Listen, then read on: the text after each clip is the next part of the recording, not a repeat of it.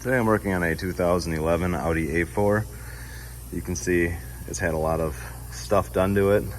Just came from another shop. It looks like they replaced a lot of things and did some ignition coil harness repair, it looks like here. Put new plugs on it, I guess, and replaced the coils and the oil separator and the throttle body.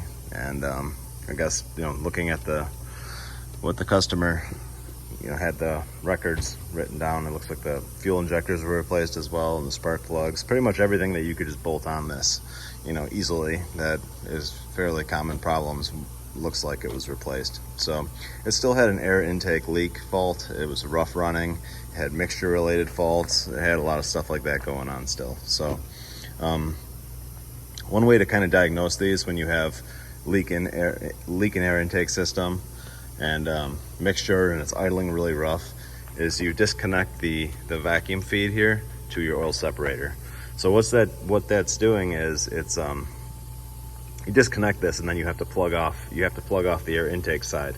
So you can leave this open, so then you just allow the crankcase to vent to atmosphere, and then you just plug off this. Use whatever you have, a hose. You can pinch off the end of a hose, or you can even just use your hand temporarily and then have someone else start it and just kind of see how the car runs. If it starts to idle really smooth, then there's a few things that could be going on here.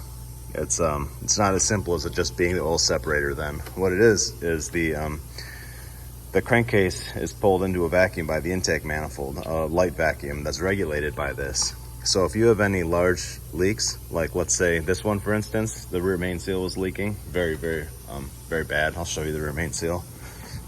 It's how these things fail, how the seal just kind of falls off the plate. It's a really junk design, but whatever the case, that was sucked right off the plate. So it was a large leak from the crankcase. And the crankcase is pulled into a vacuum by your intake, and this is trying to regulate that. So when you have something open down there, it's pulling a ton of vacuum away from your intake to try to bring the crankcase to that level of vacuum to satisfy the diaphragm, basically. So when you plug this off, you're not just diagnosing an oil separator issue, you're diagnosing any kind of breather leak, basically, or a failed oil separator. So pull that off, and when you check that, obviously the best way to do it is just kind of look for leaks underneath your car. If you don't see any large leaks from your rear main seal around your bell housing, they usually leak pretty bad when this is going on. I've seen it once before where it was not a very severe leak, but then I smoke tested I actually fed smoke into the oil cap, and then it was just dumping out the rear main seal area. Must have just been the way that one split, but typically there's oil everywhere.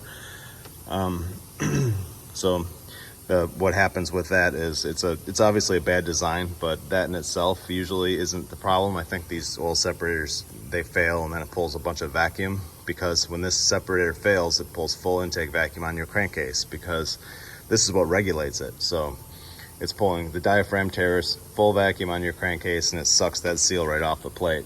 So what you have to do is replace the rear main seal and always replace this as well. I would use only factory ones. I'm not sure what this is, but only one right from the dealer, because I've had a lot of problems with the aftermarket ones in the past. And yeah, so kind of a weird thing, but obviously check for crankcase leaks before you just start putting stuff on it. That's not always the oil separator, that the problem is. So that's all. Hope this video helps someone trying to figure one of these things out. Thanks for watching.